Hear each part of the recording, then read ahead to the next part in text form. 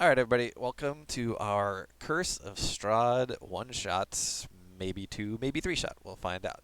That we're doing in a little bit of downtime. That we're waiting while we get some materia stuff happening in the back end. This one is using Foundry with some special stuff. Hopefully, the recording comes out well. I'm very much testing some things. I'm looking at it every once in a while. And it looks okay, but yeah, recording and stream. Hopefully, everything looks good. And if you're yelling at me, I'm sorry, I'm DMing. And if anybody else reads it in chat, let me know. But yeah, I won't be able to pay too much attention to it. So if anything looks off, just let me know. But so what we are doing here is a one-shot version of the Curse of Strahd. Essentially, we're doing the tail end of it. The adventures that we've got here have been in Barovia for probably, at the very least, a couple weeks, maybe even like a month, 2 or 3 months at this point, kind of working together, and they've sort of found each other, and they realize they all have one goal in common, is to try and take down the beast, the demon, Strahd von Zarovich, who's held dominion over the people of Barovia and really the just the region of Barovia entirely. And so they have been pursuing him throughout this time, and he has been, closely following their progress and paying attention to them, and having caught his attention, he has sent you all a invitation, which you can see on the screen there. It says, "My friends, know that it is I who have brought you to this land, my home, and know that I alone can release you from it. I bid you dine at my castle so that we can meet in civilized surroundings. Your privilege here will be a safe one. I await your arrival." So, your host, Strahd Zarovich. So, with that in mind, you have sought out an ally of yours, a local Vistani woman named Madame Ava, and she has said that she would be delighted to take you there, and in fact, she has her carriage ready to go for all of you. So you all have decided to pile into the carriage. In fact, actually, clarification. Huxley, are you in the carriage or are you alongside the carriage? I don't know where we landed on that. I'm for sure next to the carriage. Okay. With my yeah, Okay. walking next to it. So yeah. So you'll be not privy to a lot of the conversations, unfortunately, but that's okay. That's okay. Okay. So yeah, so it's a kind of dark and twisty road. It's a nighttime in Barovia, which it seems to be often. The moon is nice and full in the sky, but it is a hazy, cloudy evening. But the carriage and Huxley alongside of it is proceeding dutifully up to the mountain top upon which Castle Ravenloft, Strahd's home, upon which it rests. And you all are inside discussing with Madame Ava. And here, I've got some text for this. So, she says that she wants to help uh, the fates guide you to where you need to be in order to take down this foul beast, and she wants to do so the only way that she knows how, via tarot cards, which are very similar to what we would call our tarot cards.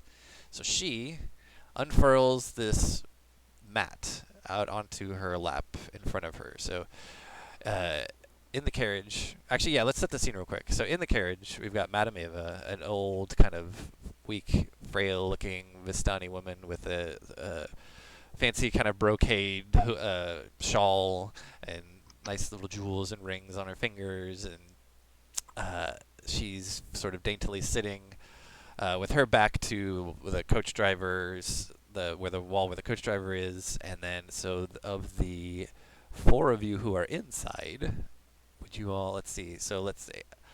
Who would we, so we have one sitting next to her and three sitting across from her. Who's going to be the one sitting next to Madame Ava? Oh, Okay, so Flick, I guess we should say, is probably the easiest way to refer to your character, right? yeah. Describe what Flick looks like sitting next to this woman. Flick is first of all, the most thing about is the two different colored eyes. One kind of a yellowish orange, very pale blue. kind of hairy face with black hair on the face, about 6 foot, but very very lean. Um, carries a always wears a that it'll side just kind of hide some of the shiftery features on his face and head area, and Okay. we've got a as it carries a long knife and a rapier attached, as well as a little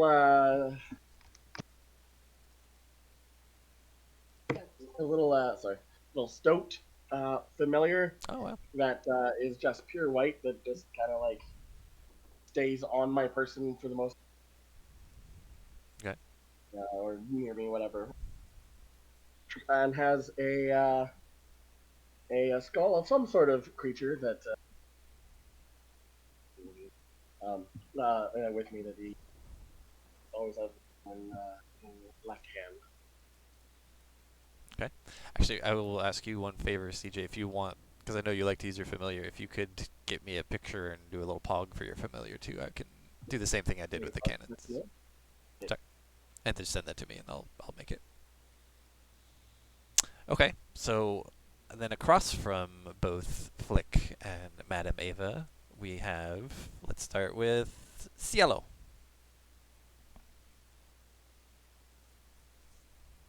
So Donnie. Hey, so you have a little Harangan. He's pretty small. He's a brown-haired, tufty, kind of unkempt, uh, longish haired, but it definitely needs a brush. Doesn't look like he cares. Um, Red eyes. Uh, has a hooded, like dark cloth, like robe that covers him from head to toe with a hood. But you could see like where the hood hits a crest at his chest that it's hiding some leather armors. He's not wearing his hood right now. His ears are a little too big for that, but it's like the robe wasn't made for him. He has a short bow and possibly some other things hidden within the robe, but definitely has a short bow. And the short bow honestly looks like a long bow on it. He's that short. Maybe 3 feet max. Nice. Yeah. All right. Uh, who would be sitting next to Cielo? I'm not going to tell you guys your seating order. So who's riding in the middle seat? I think Brenda would be in the middle seat. I agreed. So Brenda, what does Brenda bring to this carriage? Brenda, how big is the carriage we're in? I mean, it's comfortable for the. I would say if Huxley was in there with you, it would be a pretty tight fit. But with just the 5 of you in there, it's relatively comfortable, especially since Cielo how is tall relatively are small. how tall are the rest of is everybody? I know we haven't introduced everybody, but I'm just trying to see to gauge her Around in 6 foot. Okay. So yeah, Brenda is a very tall woman with long dark hair, not fully pitch black or anything, just sort of that dark enough where you're not quite sure if, especially in Barovia with how dark and gloomy it is, if it's between like a dark brunette or the beginning of black. Um, she's not wholly beautiful or ugly. She's kind of like an average looking face and like outlay, but she's just got this lanky quality to her that when she's in the corner of your eye, she just seems like a tall person. But as you start to kind of like, if you're staring at her while she's talking to you, it's just like that head's on a neck that's just too tall. Like, why are her fingers so long and spindly? Man, her arms like almost down to her knees. and it's just like she's all gangly in a off-putting way. Not so much that you're scared, but it just kind of looks like she was put together with a little extra length everywhere. And she's just kind of sitting there, staring at everyone, kind of going between. You start to see that it's like she doesn't blink, like she's trying to take everything in, and you just kind of realizes her eyes are drying out, and does like a very uh, obvious, pronounced, unnatural blink to like, yes, I did that so that my eyes wouldn't dry out. She's just kind of fascinated, trying to listen to what everybody's saying, but just trying to take in another wonderful day with company. This trip's been wonderful so far.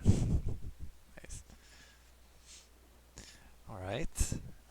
Then I believe that leaves Marcus as far as the last of those who are inside the carriage, and then hopefully Adam is back by the time we get to him. Okay, so what you guys will have noticed with Marcus is every time you look at him, there's something slightly different. Maybe it's a different eye color.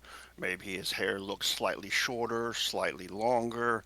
You don't really know exactly his appearance. It's never too much, but there's always like the small details that are slightly changed.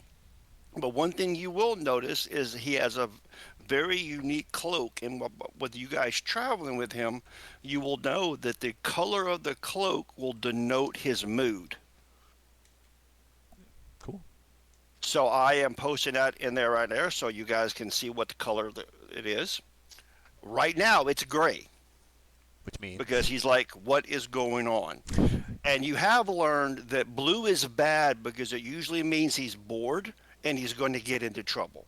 He he always seems to get in trouble, but he always seems to get himself out of trouble. He's a very smooth talker. He's able to get himself out of things whenever he shouldn't be able to.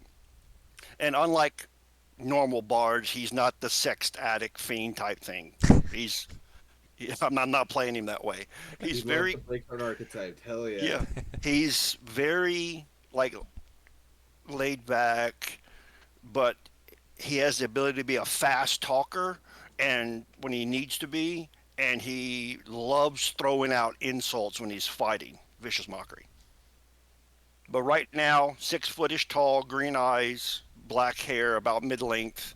He's tall and thin, uh, not very muscular. Just not how he is. But and he also always wears very nice, fine looking clothing.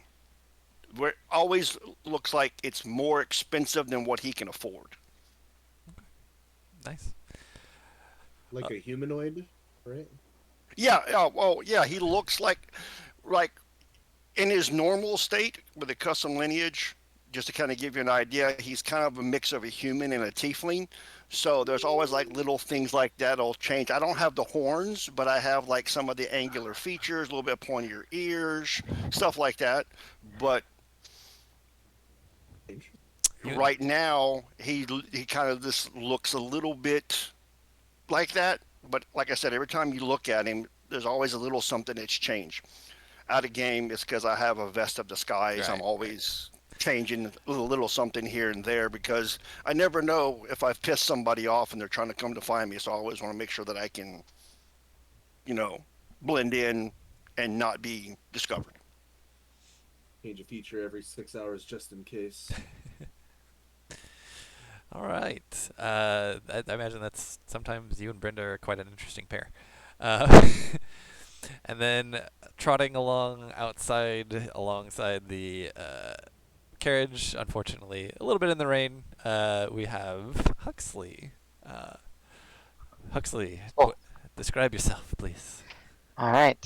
So the reason I'm outside of the carriage is because I don't fit inside of the carriage. I am Huxley Rivermere. I am a Rivermare, excuse me. I am a centaur warlord. I very much aesthetically lean into the Native American war brave aesthetics with some simple war paint, dark hair, some leather and bone, simple stone accoutrements throughout my hair, around my neck. Um, I have my human portion has darker tan skin, uh, pretty normal looking, seems to be fairly athletic.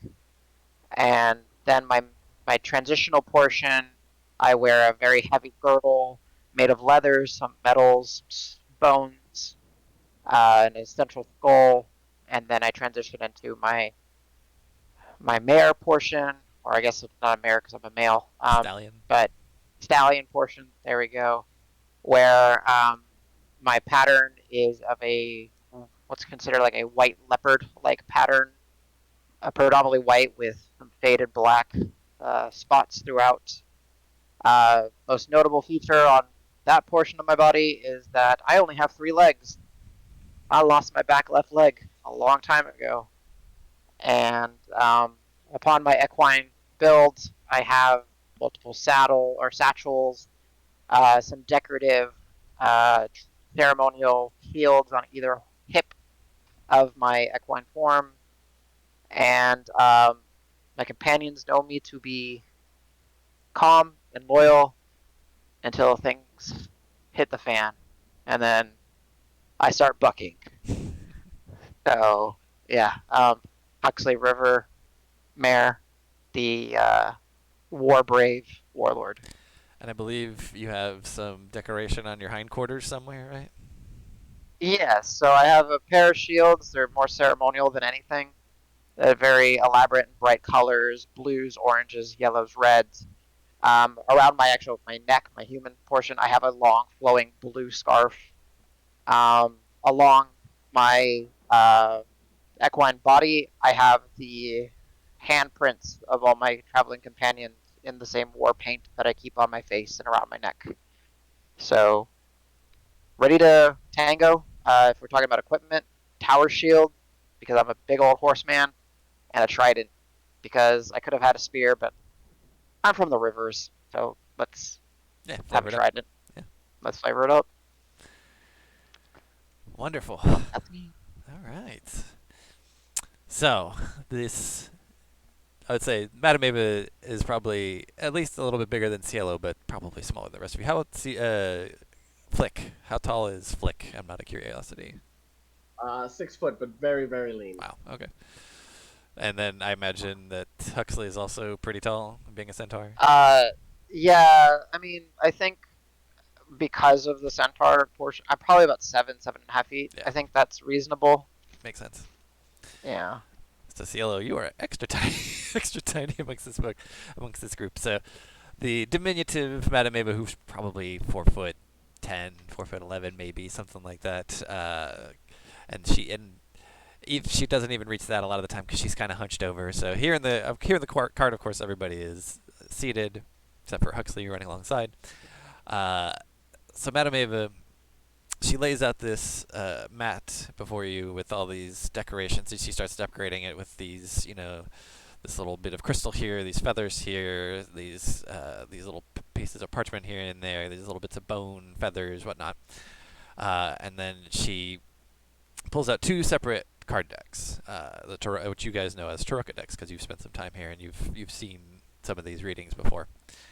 And she says to you, she says, "Yes, let's see what the fates have in store for you as you are fated to take on the beast. Who would like to draw the first card?" And she kind of scans across the the cart and says, who would like to draw the first card? I'm outside the cart, so Right. it's all you. Yeah, so Brenda's like looking left and right. She doesn't want to take the first one in case somebody else is. Seems really exciting. Like it's probably a. Oh, please have to. Danny, are we familiar with what this deck is, or do we not know what it is? you would know what it is. Or actually, make a history check. Okay. Can I guidance myself? Sure. I mean, I'll say so. The way I feel about guidance, if you know, because you know it's got components, like you have to essentially touch yourself and essentially say something, beseech your whoever it is you're seeking guidance from. So if you're willing to do that in person, then by all means you can do it. Yeah, I don't care. Sure. I got a 23. Yeah, so you've probably have seen some of these. So you've spent some time with Madame Eva before. You maybe not necessarily got a reading from her before, but she's at least certainly mentioned it. And as she was talking to you to the party here, saying that she wanted to help you give you a ride, she mentioned like yes, the cards can bring great information that will help you in your battle against this terrible beast, that you might free us from our terrible bonds.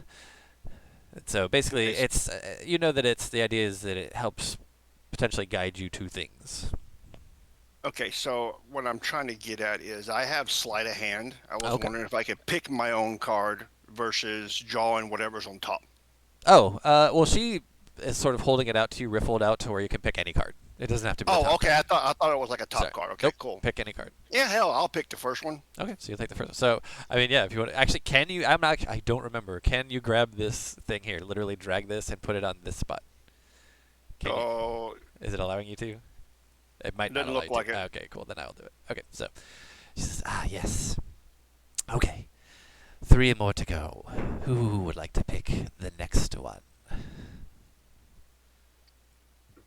Yellow's gonna look up to Brenda and notice that she's a little antsy. She probably She's is very as soon excited. as she sees your ears move, she looks down at you, and she's got this big smile. And at first you're like, "Oh, she seems excited," but then you start counting her teeth, and you're wondering if that's as many teeth as a person should have in a smile. Nice. I'm gonna Cielo's gonna wince, but then uh and then he's gonna like wave you down like he's trying to whisper something in your ear. You kind of hear, when you have a stiff neck and you tilt it, and you get that pop. Oh, So my she God. leans down a little bit, and you get a pop, but then she's only gone like a couple inches, and you're very short comparatively. So you're not sure how it's working, but her head's getting a lot closer to you. And there's a lot more pops into it. But she's like, "Yes, what is it?" You you should go for the one in the middle. What do you think? I didn't want to be rude, but this does seem very exciting. I think. Okay, I'll go next. by all And means, select your card. She kind of like raises up, and so she's in like an armor set. So you kind of see that her outfit is very eclectic, in the sense that it seems like she's kind of put on whatever she could grab.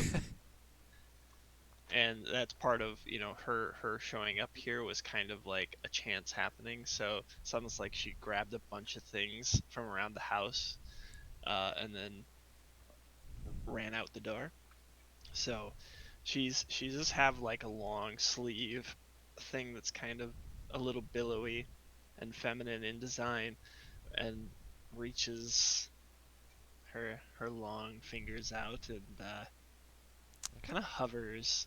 Let's see. You can either ping it or The there's top 12. or the top and the bottom, or just one of the Just the top. Sorry. I will. just the top. Yeah. So the first deck is Okay. there's 2 different decks. She's holding out this top deck right now.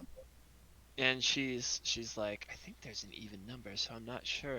I don't want to make Yes, my dear. Cielo There's upset. 12 left. She's internalizing, so she closes her eyes and grabs that one. That one. All right. Yes. Okay. Very good. Yeah, good pick. And ooh, you little one. Would you like to do the next Oh. one? You seem excited. Uh Do you not want to know what the fates have in store? I'm guess so. I'll go for the last one. Very good. This one here. Very good. Okay. And then she picks that deck, collapses it into a pile, sets it down, shuffles this other deck, which is a little bit more ornate. I know the deck backs here are the same, but the backs of the cards that you see in front of you now are a little bit more ornate, a little bit fancier. And she says, "And this, perhaps the most important of all, goes to you, my friend." And she turns directly to the side with like a surprising bit of swiftness, directly looking at Flick, and says, "Choose your fate." I think there's 12. I forget. Six. I have everything I need right here. Me and I run a finger. I don't need your hokey magic. Hey, But dear. I'll yell up the carriage. Hey, Pony Boy, you want a card? Oh yes, yes. Card? Yeah, yeah. Yeah, and I kind of like stick my head in like I kind of imagine like there's the glass kind of Yeah, also there's even parting. like a little running board type thing if you really wanted to like Yeah. have something to stand on. Sure. Yeah, sure. And I kind of just kind of climb up, look over. My black and white hair is just Oh, dripping yes. wet. Here. What do I do? Pick any of these cards. These will help direct you to your quarry and to help you face off with the beast. You know, Okay. you could kick him for that Pony Boy. It's okay. I like the number 6. So whatever the Okay. sixth one is. That's 1, 2, 3, 4, 5, 6. Alrighty. Very good, very good. And so then she collapses that deck, puts it away, and then she does these kind of a ceremonial, like a couple of ceremonial like motions with her hands. And now I realize I should have had my freaking camera on. Sorry. But yeah, so she's sort of waving her hands around, sort of beseeching, speaking in a little bit of tongues that you guys won't necessarily understand. And then she sort of then like centers herself, sits calmly for a second, with her eyes closed, as if she's like seeking inward. And then she says, "Now, let us see what the fates are telling you." And she flips over the first card, which hopefully this works. If I... No, wait. Here. Well, let me just do... Yeah, it's supposed to double click. If I do this, does it work? No. Can any of you double click it out of curiosity? No. Click what? Damn. The card? Can't? Okay. Nope, literally can't. I It's like did test this at one point. That's fine. I will make it... that's how, I will that's make how it it's work. supposed to go. I will make it work. So I will... Here, let me zoom in. It worked, didn't it? Sorry? Well, I think No. I did that. So I will zoom it in. So now I have to look up what this is. All right. She flips over the first card and she says, "This card tells of history. Knowledge of the ancient will help you better understand your enemy." And then I gotta look up what this is. Sorry. Ah, yes, the one of stars, the transmuter. For this, go to a place of dizzying heights where the stone itself is alive. And as a DM, I'll tell you, you might want to take notes on this. Yeah, that's what I'm doing right now. Okay, Sorry. that's fine. So if you need me to repeat, I can. Yeah. So the prompt that she says, "This card tells of history. Knowledge of the ancient will help you better understand your enemy." And she says that in a very knowing tone. She's like, you know who your enemy is. And then in the Okay. description of the card, she says, "Ah, yes, the one of stars, the transmuter. Go to a place of dizzying heights where the stone itself is alive."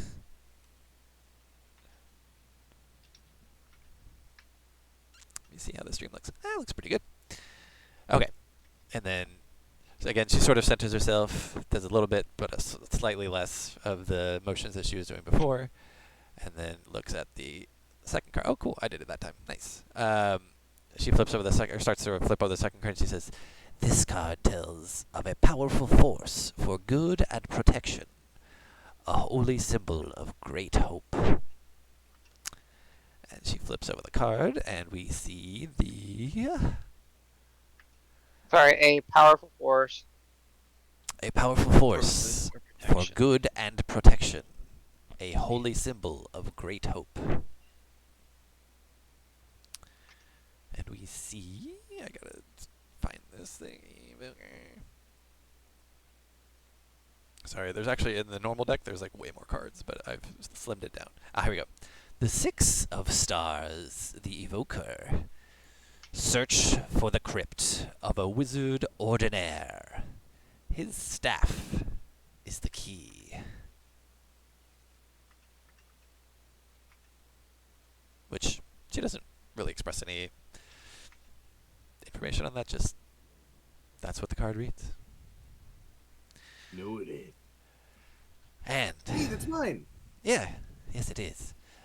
The next one. And she again kind of centers herself and then starts to flip over the card and says, "This is a card of power and strength. It tells of a weapon of vengeance. A sword of sunlight." And she flips it over and reveals the swashbuckler. She goes, Are "Oh, you sure that card's for me? oh, this is for all of you. I assume you're all working together, are you not? This is No, I this did- is your combined So I guess fate." it is mine. But yes, by We're all basically means. best friends. She's gonna insight check you. I'm just gonna do a d20 in public. What did she get? Oh, she doesn't know. Yeah, sure, you're best friends. But even if she had rolled a 20, she would have seen that Brenda thinks At that least Okay. one of us thinks that we're so best friends. incredibly like she's like these are the closest people I've ever been Nice. with outside of grandmother. So yes, for this weapon, we have the one of coins, the swashbuckler. I see the skeleton of a deadly warrior, lying on a bed of stone, flanked by gargoyles.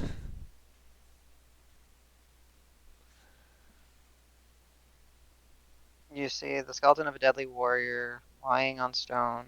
Flanked by gargoyles. I have not realized how bad I am at taking notes because it's been so long. You're usually the one creating the things we have to take notes Yeah, on. so like my hands are not used to writing on stone. Right. Like, gargoyles. Yep. I mean, and if you have to, I can copy these. And if you want to refer back, I can help. Yeah. All right, and then yes, this one. And then so is Huxley still kind of hanging inside? I know. So yeah, I've gotten back to like walking, and then just kind of as it is faded, she says, "Oh, this one." There's a large crack of thunder, and it spooks the horse in front, and then it spooks me, and I kind of bump into the carriage, and I look in, and I'm like, oh, and I get like water just splashing all throughout all of you guys. Like, sorry, friends. Nice. That was loud. Hey, what's going on here? Is she doing her thing? Is this the thing? And now I'm just like leaning in intently, super interested. Yes. Come close. This is perhaps the most important of all. Yeah, you might want to take a peek. Yeah. Wait, you guys gave me the most important one. Aw, The fates will tell you what the fates will tell you. The who chose was merely a courtesy, a matter of ceremony. Your fate was going to be what it was going to be. You hear Flick sigh deeply and will. Okay. She like steeples her hands together in front of her face, kind of scans you all very closely, slowly. She says, "This card tells of your enemy. Your enemy is a creature of darkness, whose powers are beyond mortality. This card will lead you to him." And then, perhaps slower than is possibly comfortable, she very slowly takes her hand, sort of brushes the backs of her fingers across the top of the card as she then grasps it by its side and flips it over to reveal the executioner. Okay, let's go. So Cielo, when she's like starting to flip it over, he puts his head against the table trying to catch a glimpse of it before it turns over completely. Nice. So yeah, I will say that's fine. Yeah, you can do that. But if anybody was looking for her reaction, you see none. She's very much just very measured and very determined and very serious when she looks at you all and she says, "The executioner. Seek out the brother of the devil's bride. They call him the Lesser, but he has a powerful soul." And anybody who wants can give me a history check. Devil's Bride, Sure. the lesser. I will in a moment. Sure. He has a. Powerful soul. 10 on history? Okay. My character will not. Let's see. Can I roll in here? Yep. 16. 16? Is history. that all the right modifiers? Plus 5? Sure. Yes, I'll check D&D Beyond to be safe. That is correct. Cool. Was anybody else rolling a history check? I gotta double check what mine is. 13, okay. I gotta remember level 6. Like, 16 is actually pretty good for level 6.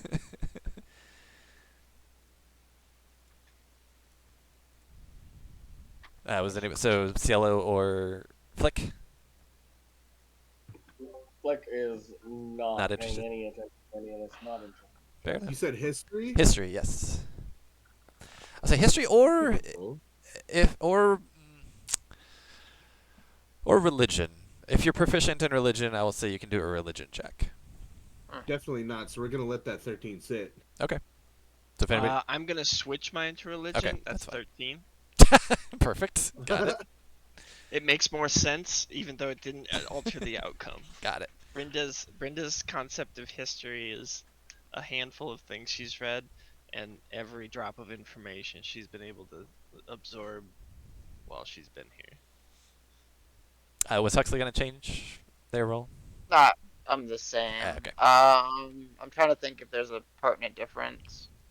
No, I'll rely on my history that I've picked up in the few months that we've been here. Or Exactly. whatever the decision So is. Huxley, not necessarily the most studious of you all, I don't think, but good listener, pays attention, understands things and values, ties between families and that, and so of a little bit of Strahd's past. So Strahd was once. So you all know that Strahd is believed to be a vampire, which is why people call him like a beast, a devil, whatever, what have you. But he wasn't always. And in fact, shortly before he is believed to have been turned into a vampire, but before he was turned into a vampire, he had fallen in love with a woman named Tatiana, which I'll put in the chat. Tatiana. So yes, that was the object of Strahd's affection. However, she was then to marry Strahd's brother, Sergei, which I'll put in chat as well. So Sergei von Zarevich was to wed Tatiana, and Strahd very much didn't particularly like this, and it is believed, or it's accused, that Strahd had something to do with Sergei's death. And that Tatiana was so grief-stricken over it that she then threw herself off of the battlements of Castle Ravenloft to kill herself. So, when you hear brother of the Devil's Bride, you believe that might be Sergei. So. My friends is writing, but this made me think of family was like the rivers coming from the mighty mountain, and it appears that what she's saying is that when these rivers were to kind of meet at a common pond, that one river dried up due to the other one's egregious flow. Short, I think the bad guy, the beast, killed his brother. So yes, when she What says, a beautiful story. Thank you for sharing. I know you Sure, asked. that's Go ahead. a whole story. Oh? You know what? I think, Cielo, you're right. We've only been traveling here for a time. It's just what I've heard. I Just mean, it's kind of just picked on it up. brand for the location, you know. Mm. This place is miserable. Miserable story for miserable places. I mean, you're the one walking in the rain.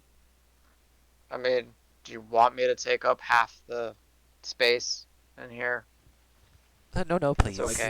I think it's best that you stay outside. I'm sorry, but it would be quite a tight fit. Would you And like you're all some wet company? now. I We're would love. almost there, for my love.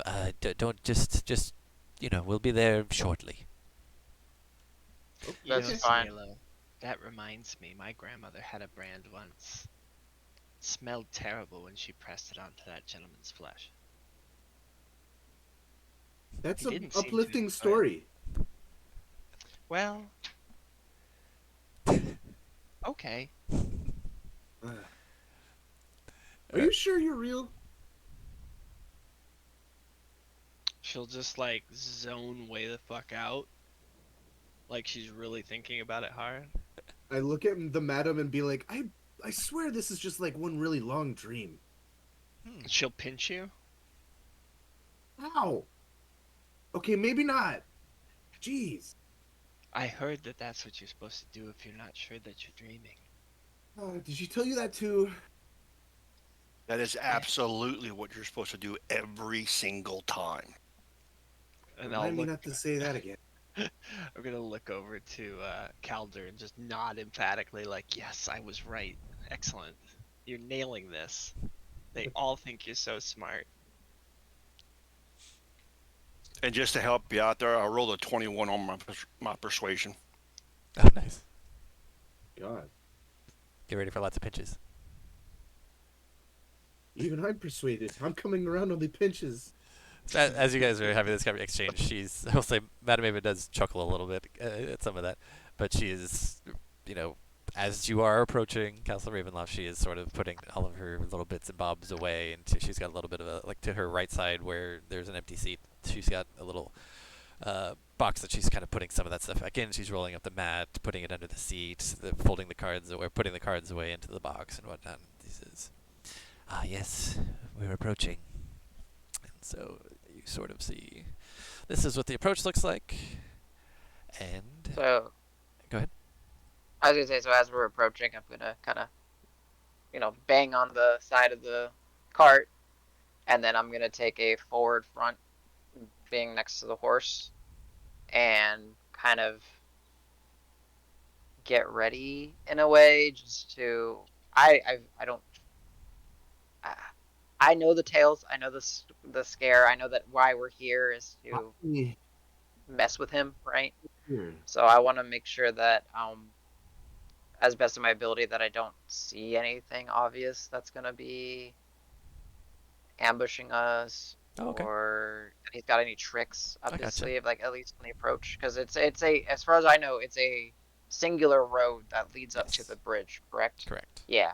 So while I'm not necessarily the smartest, I am astute, and I have picked up, combat knowledge and expertise. Mhm. So I want to make sure that we're not going into a a lethal funnel, or someplace that we can easily get like a tree falling behind us and we're stuck. Tell you what. Oh, Give sorry, me, right. yeah. First, give me an insight check, Huxley. And Just, then I have something I want to ask Huxley what he just said. I'll say it's an insight check having to do with how you think tactically this would work. So if there's some Yeah. sort of warlord feature you can think of that would work, then by all means. Um, Not so much that, but I would ask if it's based on my warlord So you want to use your charisma for it, ability. maybe? Yeah, like Oh, can sure. I That's fine. say that since it's my driving force is my Sure. charisma? So Yeah. whatever I roll, it's a +1. Yeah, that's fine. Okay. 21 Nice, total. 21. Yeah, so it does have the hint of, it's a bit strange, right? Because he is inviting you here, so it's like you're on his home turf. So surely there's bound to be some. He's going to use that to his advantage in some way, right? And it's certainly he wouldn't invite, a number of foes in. When clearly he's probably better off, not having to face everyone at once. But then again, you've also had very tiny, brief run-ins with him in Barovia, just here and there, with very, very glancing things where he would sort of pick at you and stuff. So I don't think he thinks that he thinks that I think you would think that he thinks that the deck is so stacked in his favor, he might not even bother, right? Like, these guys aren't much. Very well. So it's like, but with that in mind, if you'd like, you can still make a perception check to look for, or perception or investigation. Yeah, I would rely looking from afar. Sure. In the rain, so I'm assuming. Yeah. I'll say the rain has it'll cleared be up a little bit, though. difficult. Okay. Yeah, I'll just to get a feel for what we're approaching. Yep. Seeing if there's anything obviously on the outside of the castle. Yep. Sure. Okay. 18 total. Yep. Making sure it's correct. Yeah. Even if they're using it as your warlord, we'll say 19. The windows aren't quite exactly like this picture. I think it's from a video game, actually. You do see most of them are dark. You do see a couple of lights on one or two of the towers. There are, I think, basically this many towers. This actually is relatively correct in terms of the layout. You do see some more. There is a tall wall that isn't really pictured here around the base, so you can't really see the ground level so well. But of the towers and the upper levels that you do see, there's a scattering of lights, but it's mostly dark, so it doesn't, But that's better. So, but you don't see yeah. like any guards posted, That's what I was. and you don't see like any like ballista or any like battlements or any like weaponry on the battlements. Very well. So, as we're approaching, I'll kind of lead back away from the horse. Who's leading? Who's driving the carriage? It's a friend of her. Yeah, it's her coach driver. Okay. I'll dip my head, go back to the group and say, I mean, he's as confident as ever. Don't see any guard, and they clearly didn't dig any more trenches or ditches to try to keep us out. So, why are we doing this again?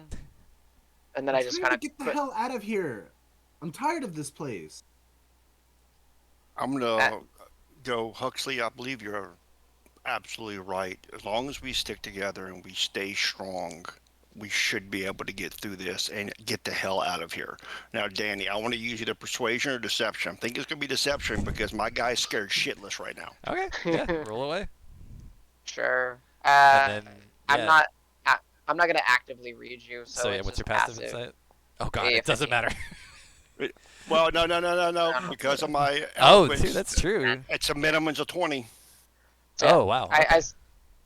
When you say that, I kind of like how like a horse will like kind of buck their head back a little bit and start striding forward. I kind of do the same and then move forward, getting back up in the front line, just getting ready to protect as always.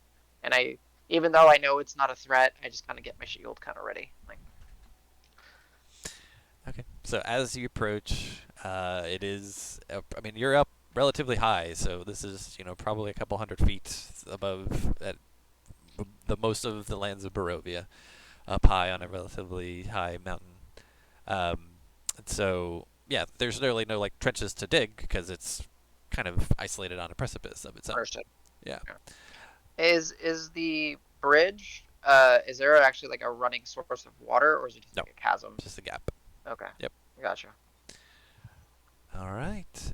So as the carriage approaches, there is a main portcullis, about where here you would see, and the carriage stops in front of it, and the portcullis is down, and a figure approaches. And you see, sort of from a distance, you can see just a dark figure carrying a lantern, approaching, at a leisurely pace, just walking up toward the portcullis. And eventually, he approaches a contraption off to the side that you can't see. It's just out of your view, off to the right-hand side, to your right-hand side. Can I see it because I got 120? It's literally Double around the corner. Okay, got it. Yeah. So I'm assuming we're still in the carriage, so. at this point, you can be out of the carriage if you like, but the carriage is stopped. Yeah, I'm out of the carriage. Okay. And off to the side, I help kind of everybody out of the carriage, and they switching take those help. between just sniffing, listening for danger. Okay.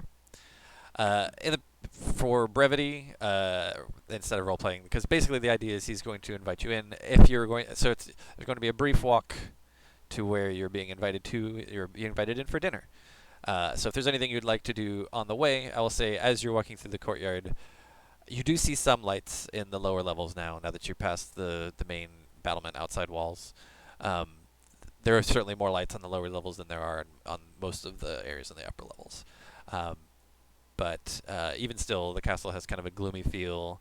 There's a little bit of like a lingering darkness feel sort of across the courtyard. While it's not like fully dead, it's like very much kind of like almost like muddy dirt rather than like grass kind of thing. Not a lot of decoration or anything there. It's pretty simple. But as you approach, it is a rather nice looking castle. A little bit dingy in terms of the status of it. It's definitely collected a good amount of like dust and muck, and they haven't power washed it lately. But yeah, so he would lead you inside towards the dining room. And again, if there's anything, so on the way there, if there's anything you guys would like to do, let me know. Otherwise, I will put you guys there, and then we will go to break. I'm sorry, the one that's leading us, was he human? He's humanoid as best you can tell. Yeah, he looks. I think kind of like half elven actually. I don't actually fully remember. That's Does fine. he look pale? No, it's a little bit difficult to tell in the pale moonlight because everything looks kind of pale in this light. But I suppose a little bit, yeah. Have you ever danced with the devil in the pale moonlight? You're about to. Only 80s kids will remember. I guess it was technically 90? I don't remember. No, Uh, no, no. I do have one other question that maybe I missed while I was shuffling. Sure. Do we know of Crow? Are Uh, we acting like we know of Crow, or uh,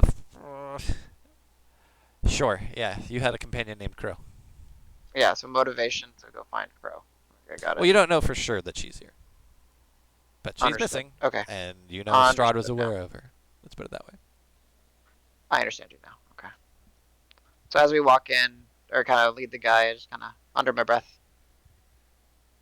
Crow, and then just keep walking. Nice. Okay. Anybody else want to do anything as they're being let in? What a beautiful castle. This is like from a fairy tale. I swear.